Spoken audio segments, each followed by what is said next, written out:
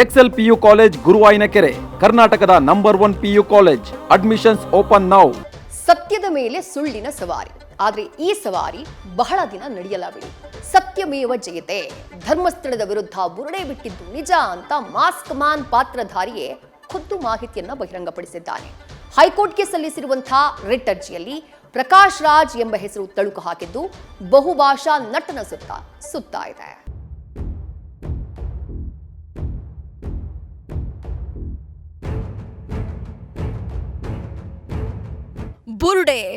ಬುರುಡೆ ಧರ್ಮಸ್ಥಳ ವಿರುದ್ಧ ಷಡ್ಯಂತ್ರ ನಡೆಸಿದ್ದ ಬುರುಡೆ ಗ್ಯಾಂಗ್ ಬಿಟ್ಟಿದ್ದು ಬರೀ ಬುರುಡೆ. ಮುಖಕ್ಕೆ ಮಾಸ್ಕ್ ಹಾಕಿಕೊಂಡು ಎಸ್ಐಟಿ ಅಧಿಕಾರಿಗಳ ಜೊತೆ ಇಡೀ ಧರ್ಮಸ್ಥಳದ ಸುತ್ತ ಅಗಿದಿದ್ದೆ. ಆಗ ಸತ್ಯ ಸುಳ್ಳಿನ ಮರೆಯಲ್ಲಿ ನಿಂತು ದುಃಖ ಪಡ್ತಾ ಇತ್ತು. ಆದರೆ ಸತ್ಯಕ್ಕೆ ಸುಳ್ಳಿನ ವಸ್ತ್ರ ಧರಿಸಿ ನಡೆಸಿದ್ದ ಪಿತೂರಿ ಬಯಲಾಗಲು ಬಹಳ ದಿನ ಬೇಕಿರಲಿಲ್ಲ. ಕಾರ್ಖಾನೆಯಲ್ಲಿ ಸುಳ್ಳನ್ನೇ ಉತ್ಪಾದಿಸಿದ್ದ ಬುರುಡೆ ಗ್ಯಾಂಗ್ ಪ್ರಕರಣಕ್ಕೆ ಸ್ಫೋಟಕ ತಿರುವು ಸಿಕ್ಕಿದೆ. ಧರ್ಮಸ್ಥಳದ ವಿರುದ್ಧ ಷಡ್ಯಂತ್ರ, ಖುದ್ದು ಚಿನ್ನಯ್ಯನಿಂದ ಬಹಿರಂಗ. ಚಿನ್ನಯ್ಯ ಕೋರ್ಟ್ಗೆ ಸಲ್ಲಿಸಿರುವ ಅರ್ಜಿಯಲ್ಲಿ ಬುರುಡೆ ರಹಸ್ಯ. ಎಸ್, ಧರ್ಮಸ್ಥಳದ ವಿರುದ್ಧ ನಡೆಸಿದ್ದು ವ್ಯವಸ್ಥಿತ ಷಡ್ಯಂತ್ರ ಅನ್ನೋ ಬಗ್ಗೆ ಬುರುಡೆ ಪ್ರಕರಣದ ಆರೋಪಿ ಚಿನ್ನಯ್ಯನಿಂದಲೇ ಮಾಹಿತಿ ಬಹಿರಂಗ ಆಗಿದೆ.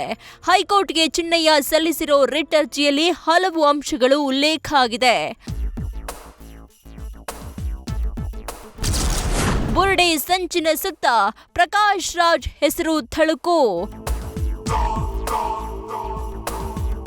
ಇನ್ನು ಚಿನ್ನಯ್ಯ ಸಲ್ಲಿಸಿದ್ದ ರಿಟ್ ಅರ್ಜಿಯಲ್ಲಿ ಪ್ರಕಾಶ್ ರಾಜ್ ಹೆಸರು ಸೇರ್ಕೊಂಡಿದೆ. ಚಿನ್ನಯ್ಯ ಬಳಿ ಆತ್ಮೀಯವಾಗಿ ತಮಿಳಿನಲ್ಲಿ ಮಾತನಾಡಿದ್ರಂತೆ. ಬುರುಡೆ ಗ್ಯಾಂಗ್ ಹೇಳಿದಂತೆ ಮಾಡಿದ್ರೆ ಬೆಂಬಲ ಸೂಚಿಸುವ ಬಗ್ಗೆ ಅರ್ಜಿಯಲ್ಲಿ ಉಲ್ಲೇಖಿಸಿದ್ದಾನೆ. ಆದ್ರೆ ಈ ಪ್ರಕಾಶ್ ರಾಜ್ ಯಾರು ಅನ್ನೋದನ್ನ ಸ್ಪಷ್ಟಪಡಿಸದ ಕಾರಣ ನಟ ಪ್ರಕಾಶ್ ರಾಜ್ ಅವರೇನಾ ಅನ್ನೋದು ಇನ್ನೂ ನಿಗೂಢವಾಗಿದೆ.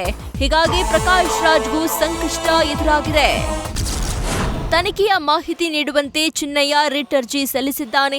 ನಿಜವಾದ ಆರೋಪಿಗಳ ಹೆಸರು ಹೇಳಿದ್ರೂ ಎಸ್ಐಟಿ ಕ್ರಮ ಕೈಗೊಂಡಿಲ್ಲ ಅಂತ ಉಲ್ಲೇಖಿಸಿದ್ದಾನೆ. ತನಿಖೆಯ ಪ್ರಗತಿ ಬಗ್ಗೆ ಮಾಹಿತಿ ನೀಡಲು ರಾಜ್ಯ ಸರ್ಕಾರ ಹಾಗೂ ಎಸ್ಐಟಿಗೆ ಹೈಕೋರ್ಟ್ ನೋಟಿಸ್ ನೀಡಿದ್ದು ಮುಂದಿನ ಜೂನ್ 29ಕ್ಕೆ ವಿಚಾರಣೆ ಮುಂದೂಡಿದೆ.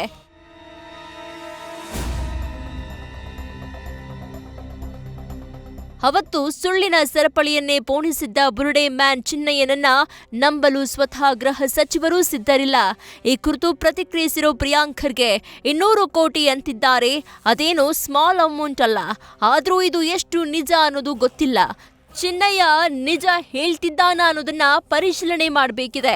ಇನ್ನು ಹೆಸರು ಬಂದ ತಕ್ಷಣವೇ ಎಲ್ಲರೂ ಕ್ರಿಮಿನಲ್ ಅಂತಲ್ಲ ಅಂತ ಪ್ರಕಾಶ್ ರಾಜ್ ಹೆಸರು ಉಲ್ಲೇಖಿಸಿದ್ದು ಎಸ್ಐಟಿ ಮುಖ್ಯಸ್ಥರು ಉತ್ತರ ಕೊಡ್ಲಿ ಎಂದಿದ್ದಾರೆ. ನೋಡಿ, ಅಲ್ಲಿ it is a court monitored. ಇದು ಕೋರ್ಟ್ ಅವರು ಎಸ್ಐಟಿಗೆ ಕೆಲವು ಪ್ರಶ್ನೆಗಳನ್ನು ಕೇಳಿದ್ದಾರೆ. ಎಸ್ಐಟಿ ಚೀಫ್ ಅದಕ್ಕೆ ಕೋರ್ಟಿಗೆ ಉತ್ತರ ಕೊಡ್ತಾರೆ. ಇಲ್ಲಿ ನಾವು ಬಹಿರಂಗವಾಗಿ ಚರ್ಚೆ ಮಾಡಲಿಕ್ಕೆ ಅದು ಕೋರ್ಟಿಗೆ ಉತ್ತರ ಕೊಟ್ಟ 200 crores ಅಂತ ಹೇಳ್ತಾ ಇದ್ದಾರೆ. ಅದು ಎಷ್ಟು ನಿಜಾನೋ ಎಷ್ಟು ಸುಳ್ಳೋ ಗೊತ್ತಿಲ್ಲ. ಆಮೇಲೆ ಅದೇ ವ್ಯಕ್ತಿ ತಾನೇ ಇವೆಲ್ಲನೂ ಹೇಳಿರೋದು. ಸೊ ಅವರು ಎಷ್ಟು ಸತ್ಯ ಹೇಳ್ತಾ ಇದ್ದಾರೆ, ಎಷ್ಟು ಸುಳ್ಳು ಹೇಳ್ತಾ ಇದ್ದಾರೆ ಅಂತ ಪರಿಶೀಲನೆ ಮಾಡಬೇಕಾಗುತ್ತೆ.